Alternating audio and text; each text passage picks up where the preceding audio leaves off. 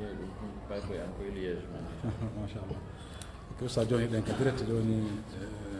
جنغا اجي دين سي فودو ان شاء الله. اوكي بسم الله الرحمن الرحيم. الحمد لله رب العالمين والصلاة والسلام على رسوله الأمين سيدنا وحبيبنا محمد وعلى آله وأصحابه والتابعين ومن تبعهم بإحسان إلى يوم الدين. مسيب جلب تدب ومبك راديو غيني وندو إتازوني هاري أستاذ شريف هيوريكي أستاذ سيب هيوريكي من هيوريكي دنا نانغال مسيب مدن ومبين اندارو دي إلي لالغال نانغي اللانغي idow leydi makko ndin ittandema australie ha hewtiri asie europe amérique ha hewti afrique ga hara inchallahu taala hande kadi ko enen e oustaz mouhammad tayyibou ba wondi allah subhanahu wa taala ɓoyde en juute maɓɓe allah subhanahu wa taala on ɓeydan ɓe cellal ngal o yaafano en hikkiɓe yeeso ɓen o ɓoyde en e mawɓe meɗen heddiɓe haray inchallahu taala no yewtinoɗe yontere hande noon hande kadi hiɗe wondi e kalmo ko meɗen oustaz mouhammad tayyibou ba aray ɓe makana en ko yowdiri e fikaɗo diina e surtout e fi nduɗo lewru suuma he kono ko addi oustaz taybou jontede maako on aray hiɗen toroɓe ɓe janggan en ɗon ayeje ko deftere allahu subhanahu wa taala ko addi en fuɗɗade e yewtere men nden aray oustaz mouhammad taybou ba aray tafaddalu wa jasakumullahu khairan. أعوذ بالله من الشيطان الرجيم. بسم الله الرحمن الرحيم. يا أيها الذين آمنوا كتب عليكم الصيام كما كتب على الذين من قبلكم لعلكم تتقون أياما معدودات فمن كان منكم مريضا أو على سفر فعدة من أيام أخر وعلى الذين يطيقونه فدية طعام مسكين فمن تطوع خيرا فهو خير له وأن تصوموا خير لكم إن كنتم تعلمون. شهر رمضان الذي أنزل فيه القرآن هدى للناس وبينات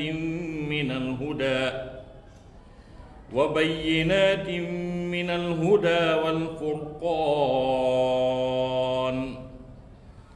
فمن شهد منكم الشهر فليصم ومن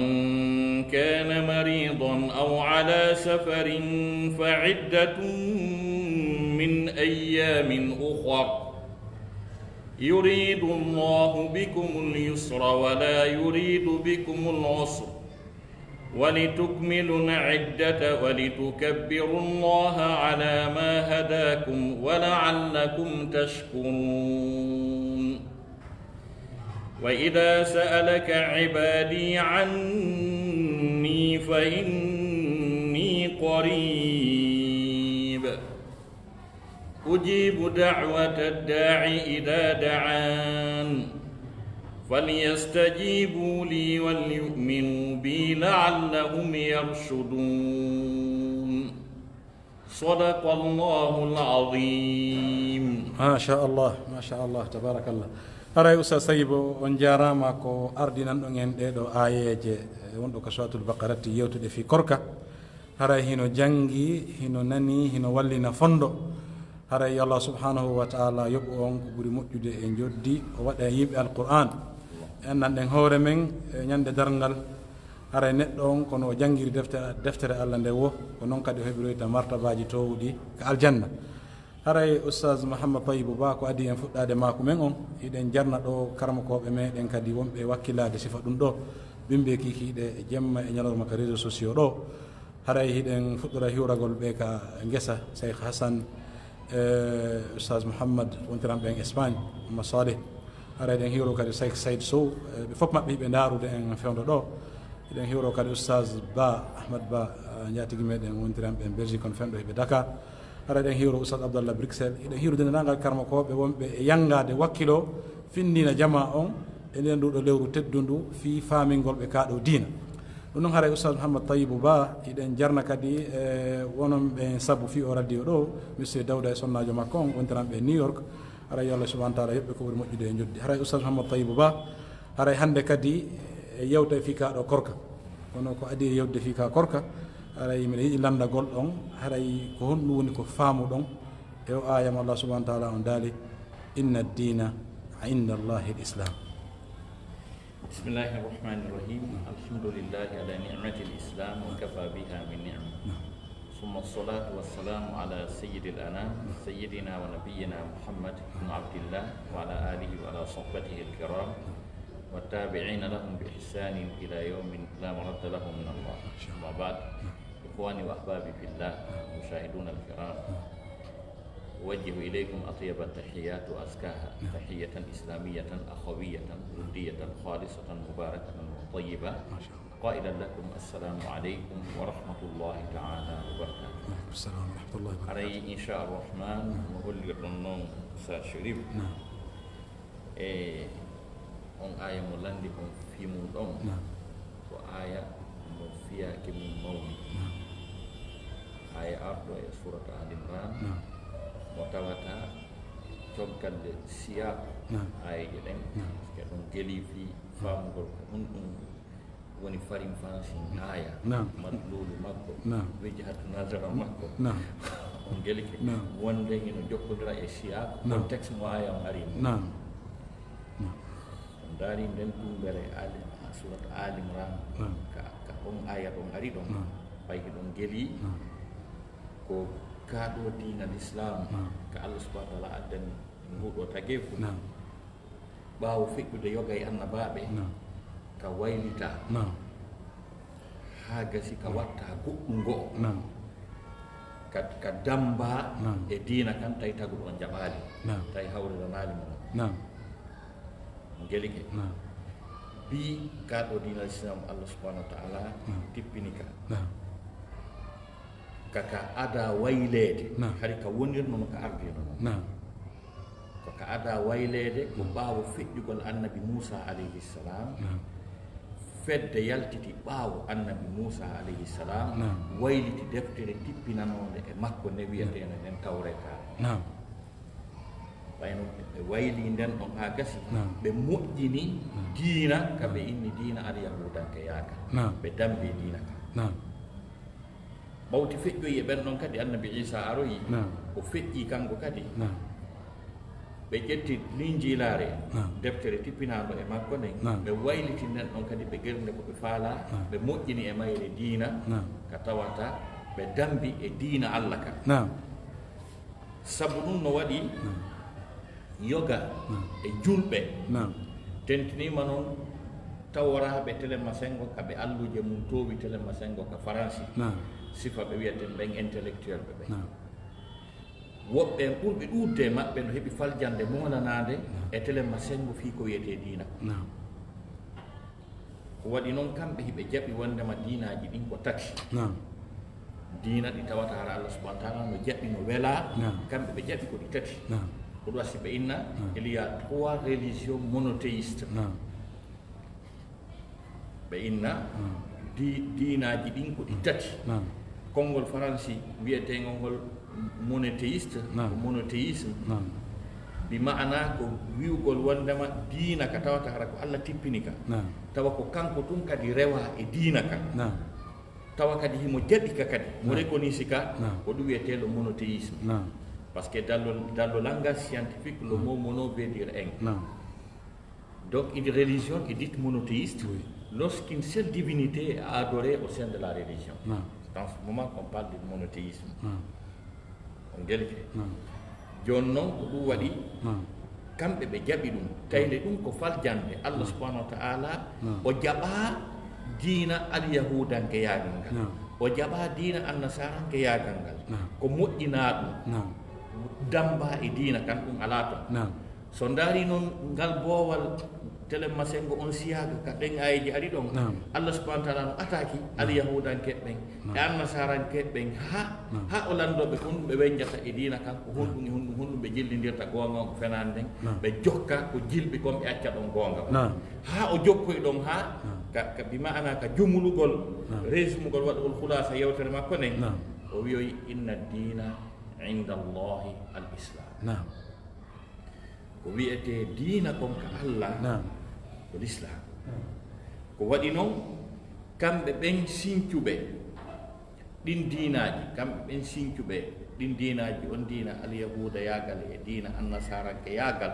hiɓe jaɓi kadi dennanagal annabaɓen fof si wona nelaɗo meɗen muhammad sallallahu alaihi wasallam hiɓe jaɓi annabi ibrahima hiɓe jaɓi annabi nuhu ɓe jaɓi annabi lutu ɓeɗo fof hiɓe jaɓi ɓe on gelike kono ɓe jaɓa rasul sallllahu alayhi wa alihi wa sahbihi wa sallam ha ɓe nodditori kamɓe alyahudankeɓɓen mo kala e maɓɓe dambiti hoore muɗum e dina mum kanŋe annabi ibrahima alayhi salam kala wi koye makko jeeya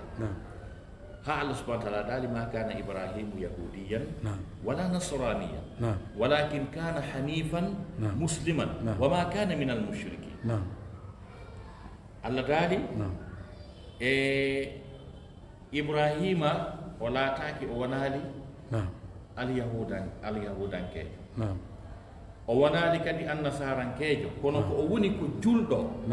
walakin kana hanifan musliman ko o woni ko julɗo ɗum holli wondema l'islamu on hino adi annabi isa mo annasarankoɓe dambe e dina mum kan hino adi kadi bimana e annabi Musa mo alyahudankeɓen dambi e dina mum kan l'islam on no adi ɓay l'islam on no ɓaawo iwi fewndo bimana annabi ibrahima alayhi salam joni noon ko ɗum holli wondema kaɗo dina ko kaɗo woni ko allahu lanɗon suɓani tagore nden wona hay ɓiɓɓe adama ɓen to Allah daali afa ghayra dinillahi yabghun wa lahu aslama man fi samawati wal ard taw'an wa karhan wa kullu lahu qanitun al aya Allah subhanahu wa ta'ala daali e hara ko dina goɓe ɗaɓɓata harana dina Allah kan awale ko kanko kaɗo dina le dendanagal ko woni ka kammuli kon fof e ko woni ka leydi kon fof diininori silminori rewiri Allah subhanahu wa ta'ala aslama ko woni ka kammu kon ko woni ka leydi kon fof imma ko e hoore jaɓugol ma ko e hoore forcede ɗum ɗo fof hino yankinanimo hino jaɓani mo wiya tusabbihu lahu as-samawati sab'u wal ard wa man fihinna hino subohinanomo kanko Allah subhanahu wa ta'ala bimana rewamo ɗum ko woni ka kammulɗi jeɗɗe leyɗe ɗe jeɗɗi e ko woni e mum kon fof yani ko tagi kon fof himo waɗi ɗum e programme dewal hino jaɓanimo kanko Allah subhanahu wa ta'ala ko imma hara ko o tagi o waɗi hoore dewal tawa yeddatamo ma ko o tagi ha gasi o waɗani haqqille e faamu o newnani ɗum suɓagol si rewaymo e si rewatama sifa ɓiɓɓe adama ɓen e jinnaji enen en suɓindinna si e rewa e si rewata kono noon dewal ngal noon hingal farli en si e rewi o yoɓa e joddi moƴƴiri o naada en aljanna si e rewali o letta en o naada en yiite kono noon hara en forsaka e mum kono fof muɗum ko tagi kon fopp hino diininorademo kanko bajjo seniɗo on e kaɗo diina wiyete ka l'islam ko ɗum noma si aya o wi inna dina inda allahi al islam ko wiyete diina kon ka Allah subhanahu wa ta'ala ko l'islam joni noon oɗo aya ko ndaaro ɗon e makko o ɗaɓɓita e makko piiji fi andugol ko ha honto o yaaji kontoma fuɗɗi konto daroyi no gase wiyede e français bien c'est une expression c'est une expression coranique qui est dépourvue de toutes sortes d'adverbes ni un adverbe de temps ni un adverbe de lieu يعني هذه عبارة خالية من كل نوع من الظرف لا ظرف زمان ولا ظرف مكان إن الدين عند الله الإسلام كويتي دين كالله كالإسلام بيأك ظرف جوكالي adverbe جوكالي adverbe de temps جوكالي adverbe de lieu جوكالي Allah subhanahu wa ta'ala wi aadi ko wiyete diina kan fewndo ɗo ma ɗum hanki ma hande ma ko arata o wi ko wiyete diina kon tout le temps saa'i wo saa'i ko wiyete diina kon ko l'islam go ɗimmum ɗum jokkali zarfu makani adverbe de lieu wi'ali ko wiyete diina kan Amérique ko ɗum ɗo hara ɓeɓe Cape Town tawaka o wiyali diina kan Bogota ko ɗum ɗo on gelike hara ɓeɓe Oslo tawaka on gelike donc ko ka woni wo ka woni saa'i wo saa'i ko wiyete diina kon ka makko ko l'islam o hikki ɗon wa man yabtaghi ghayra al-islami dinan falan yuqbala min wa huwa fi l-akhirati min al-khasirin ko ɗum hikki on aya Allah daali kala ɗaɓɓuɗo goɗɗum go'o ko wiyete diina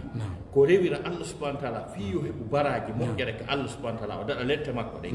harana kaɗo diina l'islam Allah subhanahu wa ta'ala daali jaɓantake mo haray on jokkuɗo ɗum ɗon nde ɗum no yoɓoye ka laakara himo hertinigoy mo précise sabu jokkuɓe diinaji go'o ga no yaha e 4 jegoy no jogi passeport diplomatique ji hino waɗana village no yoɓede euro e dollar ko ɗum so wi wa huwa fil akhirati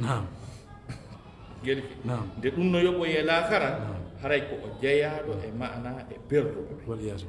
tindini holli wonne dendanangal ɓiɓɓe adama ɓen ɓe fof maɓɓe annabaɓe ɓen ɓe fof maɓɓe bi ma'ana hari ko ɓe julɓe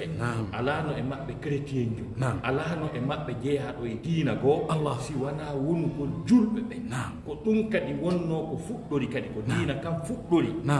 Allah daali fitratallahi allati fatara nnasa alayha on gel ko diina Allah ka o mahi o tagi yimɓe ɓen e dow muɗum faqim wajhaka liddini hanifan fewti yeeso maɗa gon e diina kan tawa ko a oñiɗo o heewi ko Moussa Chérif mi halna yo wattan hakkille kalimatu hanifan ka Qur'an on geliki kalimatu hanifan ka Qur'an no hitti telema sengo ka finsitugol ɓangina ko honɗum jokkete e diina kan ko honɗum diina kan tigi ko honno ka wonirte nder ɗon ɓay na wonugol tun julɗogoy kadi na wonugol tun julɗo ko ɗum waɗi si karma koɓɓen no wiya kaɗo diina kadi ɓe innaka alhanafiya kadi ɓe wiyata kan alhanafiya bi mana ko oñaare woni ko fanda oñaare honde ndaare no heewi e Qur'an ka tawata kalimatu hanifan aray so fi diina no haalede fa aqim wajhaka lidini hanifan fitratallahi allati fatara nnasa alayha e on aya e aya goo wa ma umiru illa liyabudu llaha mukhlisina lahu ddina hunafa ɗo ko jammuɗa gelike e aya goo ma kana ibrahimu yahudiyan wala nasraniyan walakin kana hanifan musliman donc ɗen ɗo wattande hakke e kalimatu hanifan telemade ɗe yewta fi diina laabu ka jokketeke e ma'ana annabi ibrahima gasali wonde alyahudankejo o gasali wonde annasarankejo kono ko o woni ko hanifan ko oñiɗo non o wono e musliman on gelike wama umiru illa liyabudullah ɓe yamiraka si wona yo ɓe rew Allah mukhlisina lahu din hara hiɓe laɓɓinani mo diina kan hunafa'a hara ko ɓe oñiɓe kadi ko honno goɗɗo wonirta e nder diina kan hara ko oñiɗo kadi moye nder diina kan ko oñiɗo ɗen gandi ko firi oñare kon ka sifa ɗum no ara e Qur'an ha ɗa ko Allah wiyata kon in tatuba ila llahi faqad sagat qulubukuma si ɓe tuubi hara e ɓerde maɓɓe ɗen oñi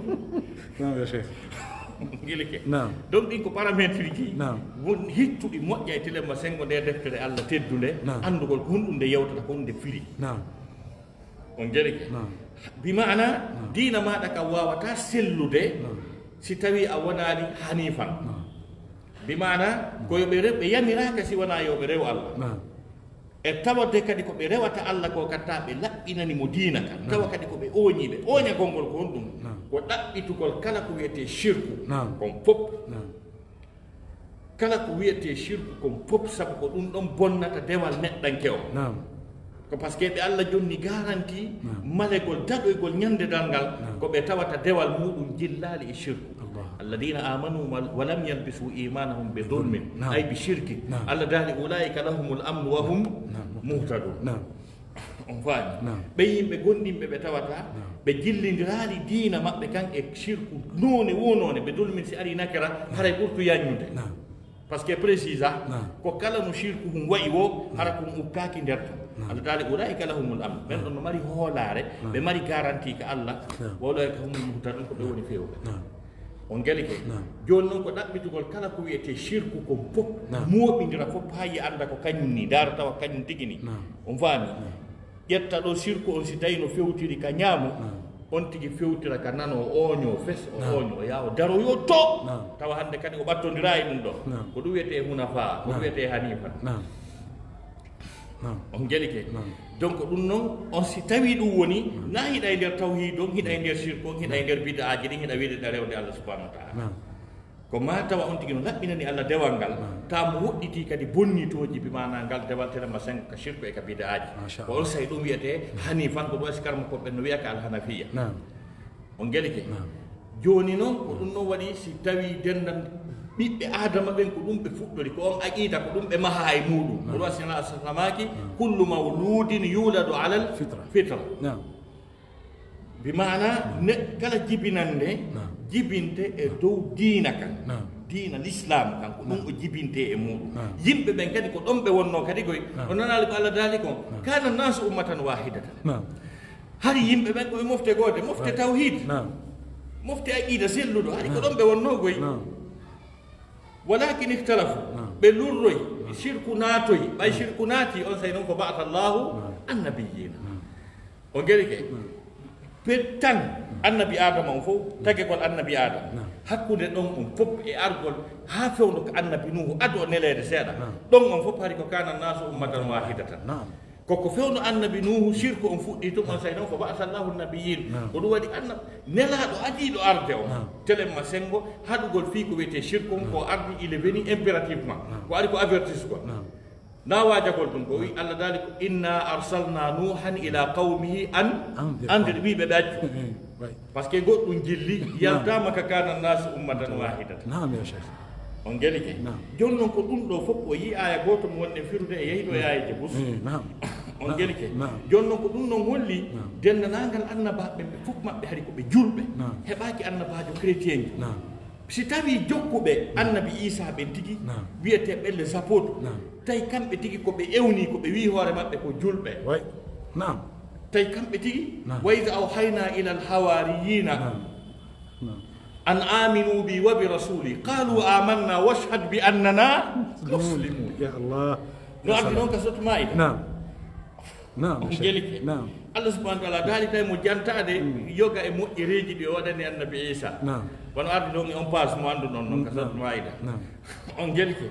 Allah subhanahu wa taala daali janti kadi e nemaji e moƴƴereji ɗi mi waɗanma yo Isa tumane mi yamirno jokkuɓe maɓe jokkuɓe annabi Isa ɓe langage alqur'ana e mum ko wiyata ɓe ko hawariyun ko ɓe wiyete e français les apôtres jokkuɓe nelaɗo ɓe wiyete as-sahaba ɗum wiyete e français les compagnons on geli ke Allah daari tumande mi wi'anno ɓen ɗon ha gasi mi wi gonɗine nelaɗo am qaalu ɓe wi amanna min gonɗini washhad seede bi annana wondema menen muslimuna komin julɓe ɓe wiyaade wonde ko chrétien ɓe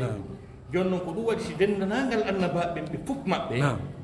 ɓe fof maɓɓe hiɓe qirriti wondema koɓe julɓe wono artir noon komo inni on noon siyaɓe soggande nen ka sorto alimrana ɗon fii ko laaɓi pos ko honɗum woni diina jokketeka kan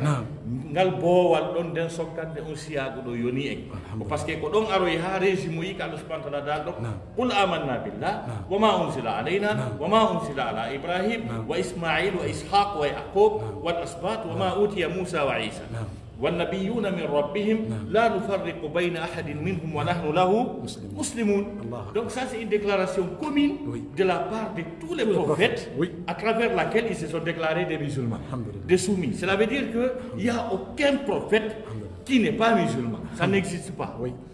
Enfin, Allah subhanahu wa ta'ala wa dali wi'u a gondini ko tippina e maɗa e ko tippina Ibrahima kon e ko tippina Ismaila kon Ishaqa kañum e ko jonna kon ɗanira ɓen ɗon ɓen kon kañum e ko jonna Moussa kon e ko jonna Isa fi honɗum dare précision je Qur'an. Allahu akbar. ndaare précision ji qur'an andi ton de deftere usta sharif nde no teddi fi nde no mawdo kala mo Allah subhanahu wa ta'ala arsiki faamugol nde o yiyay ko foti o yiyay ko weli wallahi ndaare ɓeeɗa o haali fi annabaɓe ha gasi dow ɓe wolali inɗe muɗum wal asbat on geli ke yirtoy o wowli inɗe woɓɓe ha gasi o woloyi o rewi e woɓɓe ɓe wolali inɗe muɗum o sergiti woɓɓe wama utiya Moussa wa Isa sabu ko ɗon probléme mum fuɗɗi ko ɗon al yahude e annasara fi mum pargiti on faami donc yilti o wi wannabiyuna min rabbihim ɓen ɗon inɗe mum wolaka on faami kono waw on ko wawul ataf on faami ko mabniyun ala al majhul est ce que on faami ko naibu fa'il ko ɗum waɗi o wawa ɗon ko remplaçant tura damma wa on faami ka wannabiyuna min rabbihim no woodi sifa on aya tigi arɗo ka suratul baqara kono ko ɗi serti ko départ on e hakkude ɗo ka suratul baqara ko fuɗɗori ko qulu amanna ka suratu al imran ko qul amanna on geli ke ka hakkude ɗa wama utiya nabiyuna ɗa wi'a wannabiyuna tun on geli ke yande ko miɗo andi tami e Cheikh Ibrahima Ba tawi meɗen e dawra wonɗo important e honno wiyete kindiya tawi ko dawra docteur Eid Moussa Fare donc andi ko spécialiste yo ko wiyete hunjagol qur'ana ko o ɓuɓɓinir ngal aya min ɗiɗo na ɗon noon ko wiita ko nano o wi nan o wi ko mo pelliti koye hoore haqiqa woni min aya mo wonɗa ɗo yahi ko bagara woni ko fi al imrana wonde wodde o ndaara o yi o tawi ko non woni iɗe nandi ha ɗe wawi pallitude goɗɗo on geli ke Allah daali wannabiyuna min rabbihim kañum e ko jonna annabaɓe goo ɓe tata inɗe mum ɗen woolaka ɗo ɗen minen ɗo fof amen min sendata annabajo hay goto meɗen jaɓɓi meɗen accepté ɓe fof maɓɓe wa nahnu lahu muslimun bimana men fo amen komin julɓe komin jebbilaniɓe Allah subhanahu wa taala ɗo ɓayna yewtere men ne fof gonɗum ɗo gasi usta sayi yaha e goɗɗum ko kadi inchallah e weltike en ara e mum kono miɗo mari toujours ɗo komi ɓettata ɗon oustas yaafo ɗon e koko mako ɗon ɗo fof a sikkay Allah o falaka ka lahara si wona julɗo sabu ɗo qur'ana no wi wala tamutunna illa wa antum muslimuna ka so daari kadi siyak ɗe ayaji ɗe adduɗon ɗa surtout ko annabi Yusuf ka landitode surata Yusuf annabi Yusuf Allah okkunumo annabako o woni annabajo ɓe makko woni annabi soro makko woni annabi mama soro makko woni annabi ka o halfina jawdi misra ni e o hokka ngari kono ko torino Allah ko peeji ɗiɗi ko tawaffani musliman wa alhiqni bi salihin on andi jakka islam on no hitti ka gurnan ɗo kono mo ɓuuri hittude ka lahara yon tigi feƴƴin ka koye hoore dina kanko feƴƴiri ara hiɗen hiroɗo alhamdulillah yiɓe hakkude jannugol e nottangol Allah subhanahu wa ta'ala jarama weltana e salminiɓe kala ɓe woni inchallah cheikh haɗa no wirɗen noon tenema sengo e fi nduɗo lewru suumay e tawata ko kayru fewndi e ɗum ɗo ko dewal mawngal hunde mawnude bi mana e nder kaɗo diina kaɗo diina ka Allah subhanahu wa ta'ala tagri nguɗo tagefu o farli ka e dow meɗen o welaka o jaɓi ka kadi kaɗo o bambani ka kadi ɓay en yii wondema bandije kaccoraje henɓe qur'ana wiya kabira mujrimiya en si tawno harana Allah reenuno ka harayno fi ka mulanoma ka lannino needi wallahi harayno ka lannino usa sheri kono mi hino jeeya e komi ɓuri gongirde wondema l'islam on ko gonga koko jokkimo kon fof tawi ha joni himo ɗo ko memmini o ɓurta yiide hilak ko memmini o hande ɗum ɗo hino funa ka suudu daneru mawnu yeeso almami mawɗo aduna Allah o ngelike fi kunkullu o ngelike en yii ka papuru ndum woni ɗon e nder leydi julɓe ɓen hino julde ɓeya hino ari kañum kan no julde ɗon hino torede Allah tawama modi ndumuraɗo ɗo yo daarire telema sengo kadi ka diina julɓe ɓen e yii imana hika ɗo ko wannon Allah subhanahu wa ta'ala o fodi wondema o naɓay ka o haalino fi opposition fi'atayni fi'atun tuqatilu fi sabilillahi wa ukhra kafira ko ɗi feddeji ɗo ɗiɗi ko wiwɓe wondema ko Allah addi kon ko ɗum marsata e wiwɓe ɓe mayay taw si ɗum laato ɓe woni vrai opposant on gelike naɓa ha gerta fof bandi jenen fop halka ha gasi Allah subhanahu wa ta'ala wadi déclaration mulanaɗo e sorti maida e sorti maida usa sharif al yawma jitatino e sorti maida ɗino hitti al yawma uhilla lakum at-tayyibat ɗum hino hitti al yawma akmaltu lakum dinakum wa atmamtu alaykum ni'mati wa raditu lakum al-islam dina ma ɗum woodi ari ɗon al yawma ya'isa alladina kafaru min dinikum gelike ɗin al yawmaji ɗon ɗin hino mawni Allah subhanahu wa ta'ala daali al yawma ya'isa alladina kafaru min dinikum darinoɓe ɓen wi'i wondema ɗum ɗo yata marsata o wi hande ɓe tappama ha e leydi ɓaɓɓe maɓɓe ɗen helama dina kanka ñiiɓi ɓe taƴi ke ɓe andi ɓe wawanaka e hunde hande kadi o wi fala tahshawhum warshawhum wata o huluɓe hulelan min hande kadi kulol mi itti on hendike doole ɗen on hendike makka on hendike madina on hendike adna o wattama e jungo moɗon on ala ko hulon si wonani yawma ya'isa alladina kafaru min dinikum fala takhshawhum wakhshawni yawma akmaltu lakum dinakum hande noon mi timminani on diina mon ka o fuɗɗano fewno annabi adama no ardude seeɗa seeɗa ko ari hande ha timmi tis yawma akmaltu lakum dinakum wa atmamtu alaykum ni'mati mi timminani on nema an e dow moɗon wa raditu lakum l-islama dina mi welama e moɗon telem sengo ko wiyete diina ko min Allah ko mi suɓani on mi welani on ko wiyete l'islam jonnon kaɗo diina hika ɓurdi dewe ɗen eni fof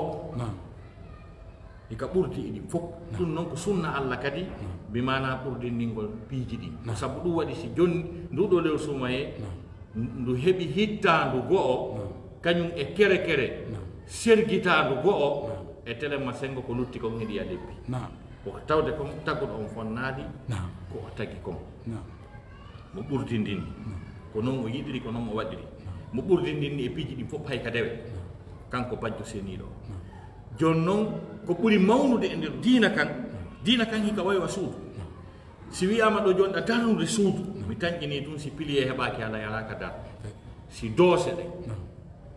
ɗen si ɗe heɓaki hara yawata darde suudu ko ɗum waɗi tugale kaɗo diina l'islam ko ɗe jowi kaɗo korka no tawaki en tugale joni noon ka nduɗo lewru suumaye Allah subhanahu wa ta'ala no ɓurdini ɗum kala ko wiyate lewru kon fof ko Allah tagi kon fof ɓe mana hay ɗiya nayyi ɗi Allah subhanahu wa ta'ala wi minha arba'atun faami jeeya majji ɗi nayyi hormanteɗi nduɗo lewru suumaye hino mawni hino ɓuri ɗum ɗo wanno tagu ɗon daali wa rabbuka yahluqu ma yasha'u wa yahtar jooma maɗa no taga kala ko faala himo suɓo kanko bajjo seniɗo joni nduɗo lewru hino jeeya e ko suɓa ɗum himo suɓo e leyɗe ɗe masal leydi makka ni subhanahu wa ta'ala daali wa hada al baladi al amin ɗo leydi ɗo ko leydi suɓani ni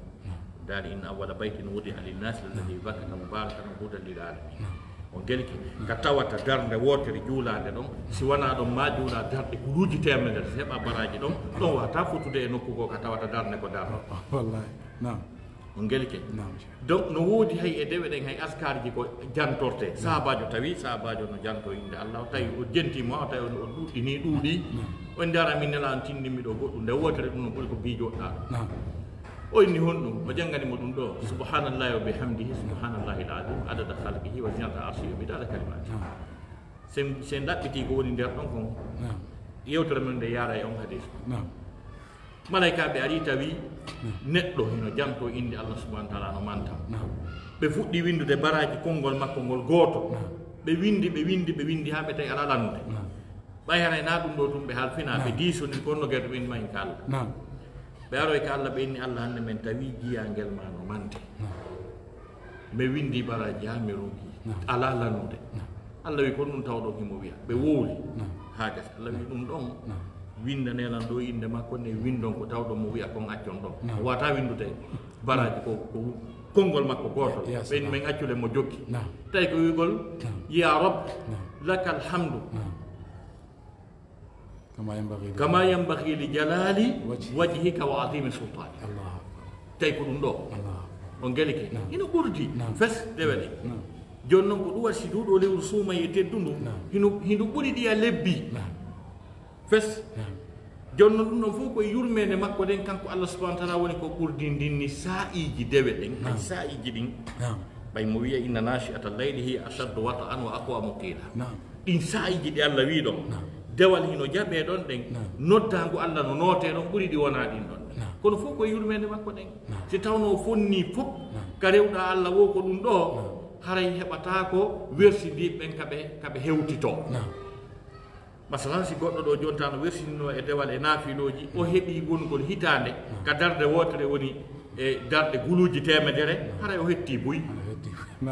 donc si lewru suumaye tawimo ka tawata dewe ɗen hino sowidira haray o hetti buy so heeɓi konguɗɗi o wona nde wotere heɓɓe baraji buy haray o hetti buy ɗum fof hino jeeya e yurmede makko kanko Allah subahana wa taala ko waɗani ɓeeɗo julɓe telema sengo hay ka dewal tigi gelike joni noon no jeeya noon eko mawni no fi ɗo nduɗo lewru ko tawi kon nde ɗo deftere Allah nde tippike e mayko Allah dali chahru ramadan allati unsila fihi alquran lewru suumaye ndu ngo alqur'ana on tippina e muɗum hudan linnas wa bayinatin min alhuda wal furqan yilti Allah subahana wa taala soomi e lewru ndu tu fayi sabu qur'anare nden hinde ɗowti lewru ndu ka mawningol fi mayre tippagol qur'ana on e lewru ndu fi mayru mawni jemmare monde ɗowta qur'anare nden ɗowta kalla innaha tadkira fi sufin mukarraman fu'atin mutahhara bi aydi safara kiramin barara on gundo ɗon wandi ko ɗowtuɓe nde ɓen noon Allah daali nde dey ko nde wajitornde ni wonde ɗereɗe laaɓuɗi fi mum ɓanta ɗi fi mum teddi mawnina ha gasi wonɗe e juuɗe malaikaji laaɓuɗi tedduɗi ɗigganɗi Allah subahana wa taala ko siyahun mubalaghatun bi mana on aya ɗon konngol kala e nder aya on ko siha mubalaga kirami barara barara ko siha mubalaga kiram ko siha mubalaga mo addi kadi sifa ɗin siha mubalagaji e bandi on ley ɗon ka sura o landiri ton ulaika humul kafaratul fajara bandi ko ha ɗon hatti martab maɓɓe ɓuri wigol kafiruna fajirun ko kafaratul fajara ko siha ala bandi ɓurɓe ɓen ɗon joni noon ko ɓen ɗon noon wonno malaikaji guluji ɗi Allah subahana wa taala ɗowti nde ɗo deftere iwi ka makko ha addi ka suudu ka baytul mamour ka nde adda ɗon on mécanisme on processus ko waɗi koye nder jemmare on gelike ko ɗon noon nde adda seydna Jibril alayhi salam ara ƴetta nde ɗon adda e nelaɗon e nder duuɓi nogaytati joni noon on jemma ka ɗum waɗi ɗon ino e nder ndu lewru suumaye on jemma wiyete laylatul qadri jemma tedduɗo jemma qiima jemma hittago si tawi yaari noon si ardi kadi telemba sengo hunde go feƴƴore e nder on jemma ko tawata tagguɗo on hoddiray piiji siinay piiji ko ɗum wasi porte français ɓen koɓe innata on jemma la nuit du décret c'est à dire c'est une nuit dont le patron procède à des décrets célestes mystérieux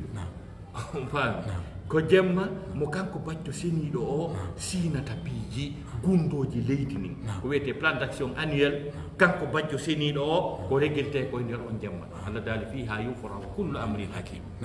koye nder on jemma ɗum woni ko sendidirte fensité classé kala fiyake ñawaɗo hoddiraɗo malaika ɗen arda e ɗin ɗeri e ɗin programme ji fof tanazzalu l malaikatu wa ruhu fiha bi ismi rabbi min kulli amre immorde kala ko décidano ko fof ko patron décidano kon fof kala torinoɓe mo fi ɓiɗɗo ɓen arda e ɗin dossier ji kala eggowo kala maayowo kala naatowo aljanna kala yilti kanko taguɗo on sanga nde mo ƴetta on andi ɓay ko lanɗo yurmeteɗo kanko nde moye on décision jano haray ko yurmede makko nden o addata hawnakita lamɓe gosi ɓe ɗumanna ɗum ko biniri wiski monana ndi jotto ka décision ji jani ɗi jettuteɗo anno ara yo Allah faabo ka gelike kanko ko yurmede makko nden woni nder on jemma ɗo ha gasi ko ɗum waɗi si tawi kala heɓuɗo dewal e nder on jemma ɗon ha gasi o windante rewɗo Allah ɓuri rewɗo Allah lebbi wulure no woni faljoɓe kadi on tafsirana yimɓe no wiya lel qadir khairu min alf qadir jammale ɗo qadir goto no fota wa lebbi wulure ɗi Allah rewa e mum ɓemna ko Allah wi kon ɓe woodi par ce que Allah ko wi ko khairum min o wiyaali to saawi o wiyaali jammale qadir goto no fota o wi no ɓuri ɓe ganda ko on to yahoyi joni noon karmo koɓɓe ɓe ƴettu ɗum nombre chiffre yaltuɗo wulure ɓe calculani ɗum ɗon hawri duuɓi 60 duuɓi 3 lebbi 4 faani ma ɗum ko wona ɗum ala kulli hal 60 duuɓi do hino e nder muɗum ko tawata hara ko dewal jaɓangal maranangal neɗɗo joni noon si neɗɗo daroyike yeeso Allah tawi mo mari leylatul qadirije 3 ɗe Allah jaɓani mo duuɓi 60 laabi 3 o heeɓi baraji ɓuuri ko wuuri ko ɗum ɗon fof hino notodiri e giggol ngol Allah subhanahu wa ta'ala yiɗi Muhammad rasulullah sallallahu alaihi wasallam ko suɓi kon ɗe ɗo mofte ɓay ko kanje ɓuroyta natugol aljanna ɓeya wuuri duuɓi wulure duuɓi temeɗɗe no rewde enen duuɓi temedere haawete tawi ma waɗana en alhaali ka mooɓen daroyoɗen taade en ɓuuri ɓeya ɓe ɓuuri en neɓude yangagol konde ɓuuri ɓe baraji saabu giggol e yurmede ko Allah subhanahu wa ta'ala waɗani ɗe ɗo mofte ko suɓiɗe kon ko yiɗi nelaɗo majje o ɗum noon fof hino e nder muɗum ko ɗum noon waɗi si tawi nduɗo lewu ndu ari ndu tawi neɗɗo ɓay ko ɗaɓɓa e mayru kon ko kulol Allah ya ayyuha alladina amanu kutiba alaykum siyam no ardi noon aya 163 ka sot bagara ya ayyuha alladina amanu kutiba alaykum siyam kama kutiba ala alladina min qablikum la'allakum tattaqun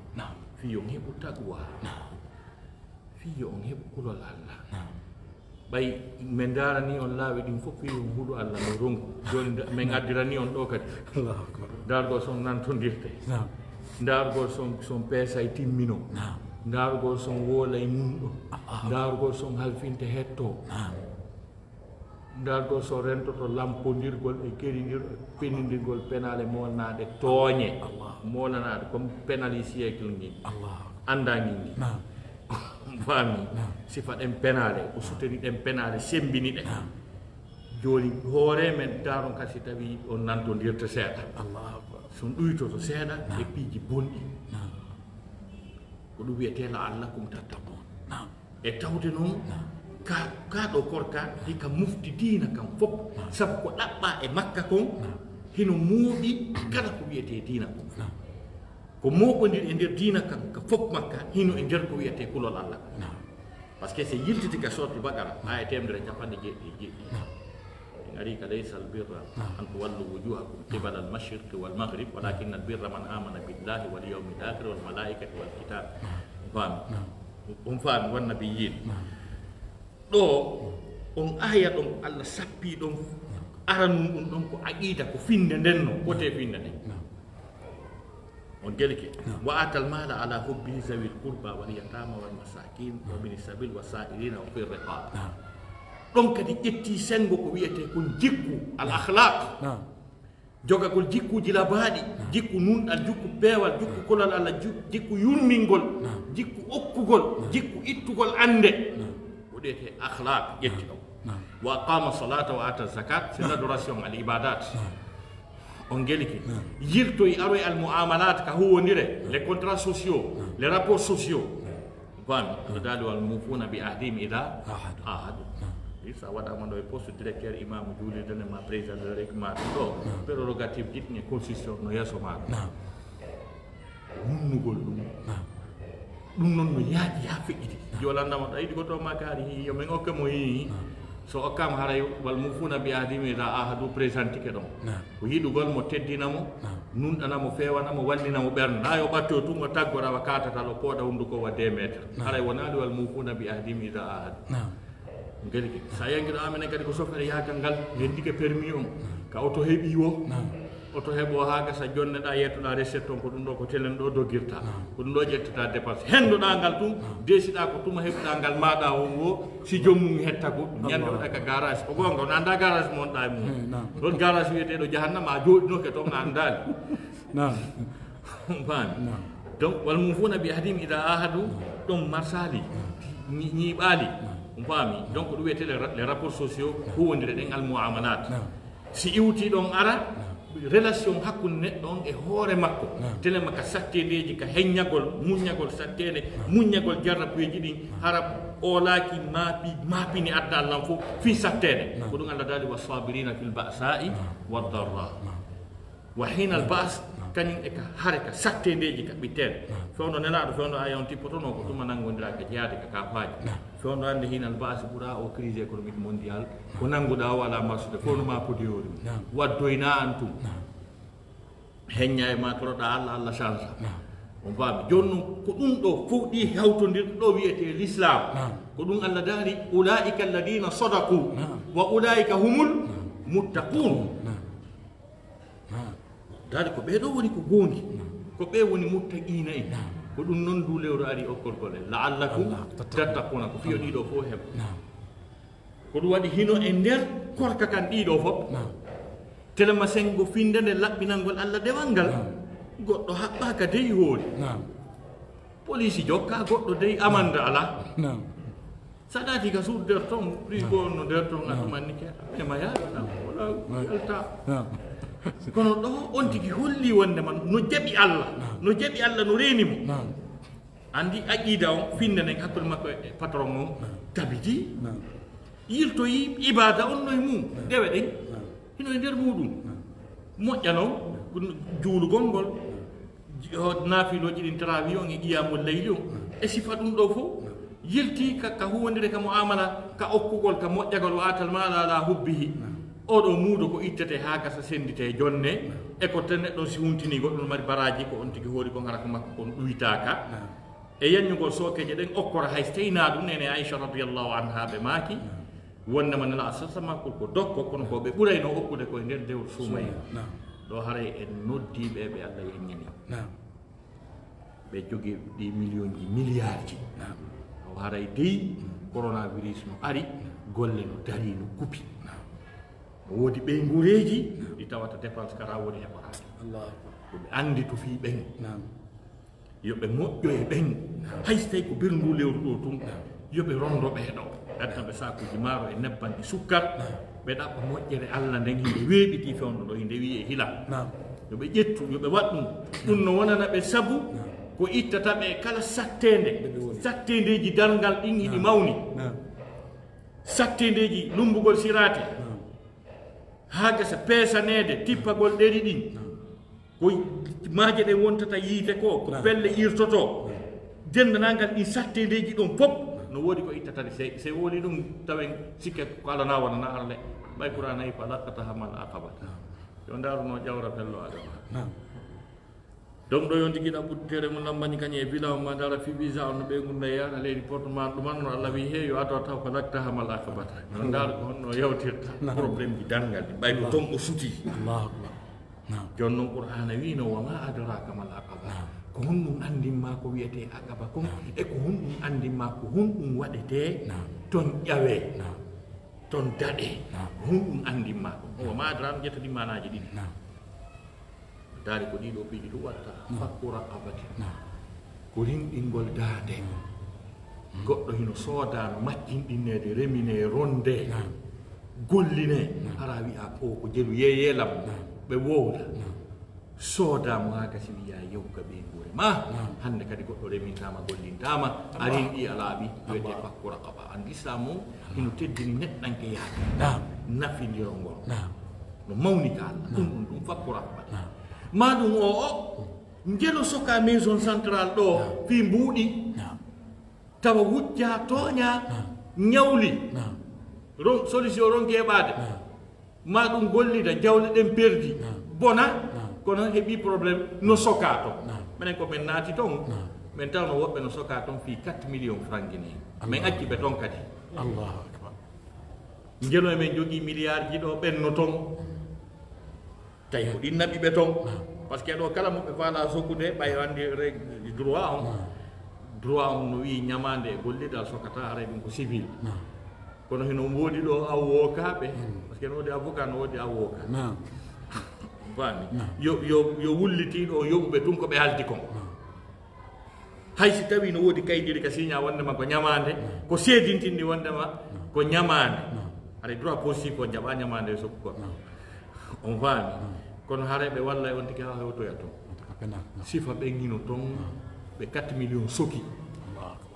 ɓe 2 millions soki ɓe 10 millions soki ɓen hiɓe nder toon joni noon kala faalaɗo lumbugol sirate kala faalaɗo daɗugol kala sattede dargal o yimmo ya maison centrale o inna kala sokiraɗo ɗo fi ñamani ma fi jawle no perdi harana détournuɗo dey bandi waɗɗo escroquerie harana tufuɗo yimɓe harana crime harana viol harana pinka harana drogue ɓe alhaali addi ɗo saabu ñamande ma gollidama jawle perdi mbiɗo faalaɓe fof ɗo ɓen fof moɓe adde nan ko jelu adduma ɗo ko 4 millions doroɗa ko 10 millions ko 20 millions ko 30 millions ha gasa no woodi ɗo wallimɓe milliard ji no woodi ɗo ɓe jawle mum estima ande millions de dollars par exemple joggiɗo 100 millions de dollars ɓen hiɓe ɗo 100 millions de dollars hiɓe jogii on faami ɓen honno wiyete 100 000 dollars 100 000 dollars wawi waɗindeɓe on geste on ɓe ara ala karata ɓe ala probléme sirate kala ɗuma lanni ɓe waɗi fakkura ama faami ɓe ƴetta ɓen ɗon fof muɗum ɓe yoɓanaɓe ɓe na yalte taw woɓɓe waɗi hitande yiide yiyaali ɓeygu mum yiyaali ɓiɗɗo muɗum bobo no wiya ton honto baaba on faami ɓe yoɓana ɓen noon fof ɓe hetto ko wiyete fakkura pabatin aw it'amun fi yawmin ma ñammingol haysi ko ñallal gotal zi mashabatin jomiraɗo heege c'est à dire o weelama ha joni o jeyingue Allah wi ali ko weelaɗo ko zi mashabatin an si tawi goɗɗo hecci hanki ko ñaame heɓaki hanki ko ñaame heɓaki hande kadi ko ñaame heɓaki niɓɓi janggo kadi o tanƴinaki hara on ɗo woni zi mashabatin faami defugol ñaamete moƴƴo noon tawa ko nela sasaɓe maki sadaka o fof ɓuuri moƴƴude ko ñaamete moƴƴina ko defaɗo a sikkay ɗum ko ala na wonana kono si goɗɗo wa gen heege heɓimo a wallinimo sakum maaro e bidon nebban no gasa ɗo ɗum ɗo yiite huɓɓe ɗumanne haara o maayi Allah daali haysi ko ñallal gootal ñammina weela e aw it'amun fi yawmin zi masrabatin yatiman za maqrabatin ma ɗum moƴƴoɗa e alyatimajo jomiraɗo ɓattagol ka enɗan e ka koɗoli njelo goreɓe ma ɓe yango ɗum a waaliɓe maayi acci ɓikkoye tuso koye alyatima hoy iɗa pooɗa ga ɓuuɓungal e sifa ɗin piiji ha gasa a tefa fi ɓen a wawaani ƴettoyde toon gootum adda kum naata kum l'école naata kum e duɗal kum mum jo qur'an ma ɗum waɗa centre molanaɗo ƴetta jannoɓe yoɓaɓe hara ko natata ɗo munjo o ko ɓiɓɓe ɓe ala baba ɓen alyatima honto ɓe woni honto ɗen jawli woni honto ɗe woni ay Allah daari yatiman da maqrabatin aw miskinan da matrabatin ma moƴƴoɗa e miskino mo tawata basal ngal tiiɗino e makko ha joni ha o ɓattodiri e leydi ɓay kalimatu matraba sa fusi kalima o kalimatu turabu yaltay leydi ɗum faami o tampino ha tawi ala hay hunde ko yowete bagage makko on fof kaka leydi danki ala ɗum sasi ala fof ko ɗon donkum kum fof woni matrabatin woni ɓattike leydi woni kanko e leydi ɓe woni nen goto baaba goto tawanɗa tenkoyi 10e étage koyano ka matrabati leygal haccatima ala a tefa fi muɗum no daali ko ɗiɗoli ɗi lintaɗi ɗo ko ɗi wiyete palatta hamal akabata gelke joni noon korka kan e nder taguwa o ittugol oɗo muudo e moƴƴugol e okkagol e bimana e okkorgol ɓe ala feere ɓen ino natori e nder kaɗo korka hino heɓo e ka korka e hebbingol jantagol inde Allah subhanahu wa taala e janngugol nde ɗo deftere nde qur'anare na sama no jangay non ɗum geɗi seydina Jibril hitande kala hitande ka suumaye wara no dartinana laaɗo gorko o hunginimo e qur'anam kon ko sallallahu alayhi wa sallam ha suumaye sakkitiɗo on o dartinde o artoy kadi o dartineɓe kan laaɓi ɗi nanaɗo no sabaɓe wi min ngalɗi Jibril ko nde wotere woodi kono e ngal ɗo woni laaɓi ɗiɗi tawi oya suumaye tawatama ara maayi e ma o dartine dow quoi joni noon ayeyi ɗo suumaye naata ɗo ha yalta tawa hay puus goɗɗo heɓali aya goto jangga ay juusu goto kala ka jani helletemo jooɗi allahu akbar 75 ko ɗo tawimi Hong Kong te ɗum profité hayso ko berdu lewɗo janggo qur'ana hayso ko nduɗo ɗum walline Hong Kong 75 ko ɗo tawi min kono min lumbinayno nayi ɗi min foora terteɗi piiji yimɓe heɓane qur'ana o tan mo janngu ɗon mo rewti ɗum e muɗum e mo janti ɗon inde Allah subhanahu wa taala haray sifa ɗiɗo konguɗi yewtuɗen fi lewru suumayeɗum Cheikh Chérif inchallah haray Oustaz Mouhamadou Taybou Ba on jarama jama o weltori mako on yo Allah tawara ko Allah ɓuuri weltorde mako on en toriki Allah yo waɗu golle ko wonɗen e gollude kon fof fiima ko kanko Allah fi yo Allah tum welto haray jama on no hiwrade on jama on no weltori mako on jama on naftori kadi mako on lande muyno ari ga kono inchallah e wawata jantade ɗe fof joni haray ko weltanagol tun karmakoɓe wonɓen e darde ɓen eɓe ɗuuɗi docteur Makka en hiwriki ɓe nane en hiwriki kadi ɓe ka mayga guesa Cheikh Mouhamadou Salih en haray e partage ɓe kadi o vidéo ɗo ka page Oustaz Saydou Sow janggo dina kan e woɓɓe goo kadi haray en hiwriki ɓe fof maɓɓe joni haray Oustaz Saydou ɓayi tan on juuti haray menen faala si tawi no woodi ko wasiya ɗon e julɓe wonɓe ka lagine ɓen e julɓe wonɓe ka yaasi ɓen e continue ji ɗin fof haray wasiyane en ɗum waɗen duwa inchallahu taala homɓen e jonde men nden watta men jogui toon ɓuuri ni eɗen andi programme jogo kadi no woodi ka han ɗo senade inchallahu taala jara e wasiɓe julɓen fof kulol Allah alhamdulillah e wasikeɓe kulol Allah e wasikeɓe yurmodiral e peewal e résistugol e sattedeji ɗin e jarraboyeji ɗi e jalɗinamare wasiɓen ɓe e ɗumagol e janngugol kaɗo diina ko wata wonde julɗo mo Allah faala o ko janngaji wata massuda yimɓe ɓen ɓayɓe yi oɗo aduna ɓe andi komo janggi so wona ministre komo janggi so wona milliardaire komo janggi si nanda e Bill Gates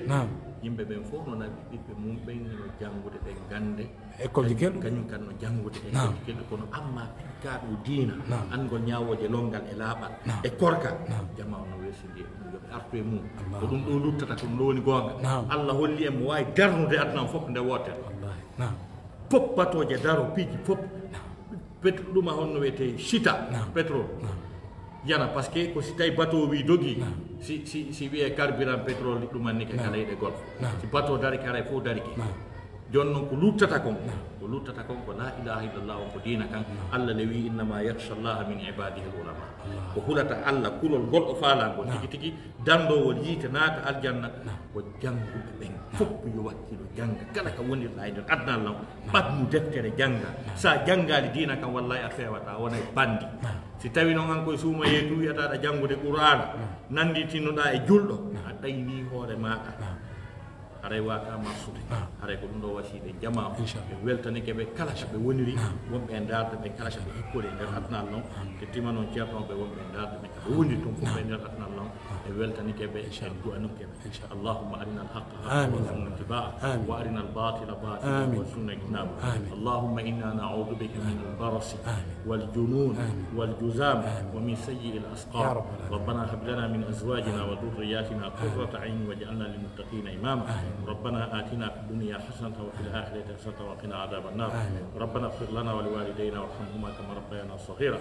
سبحان ربك رب العزة عما يصفون وسلام على المرسلين والحمد لله رب العالمين haray musidɓe julɓe tedduɓe ka radio Guinée USA ɗo haray en arduno ha ɗo e weltanike karma ko meɗen Oustaz Mouhamadou Taybou Ba e weltanike jama hettiɓe dargol en ɓen en direct e daroyoɓɓen kadi haray en toriki jama on ɓeydugol partage gol vidéo on fi yo naforde yaaju yo nafore nden huuɓitu ko waɗi ko fiikaɗo diine Allah subahanahu wa taala o tagiri en ko fiyi e rewmu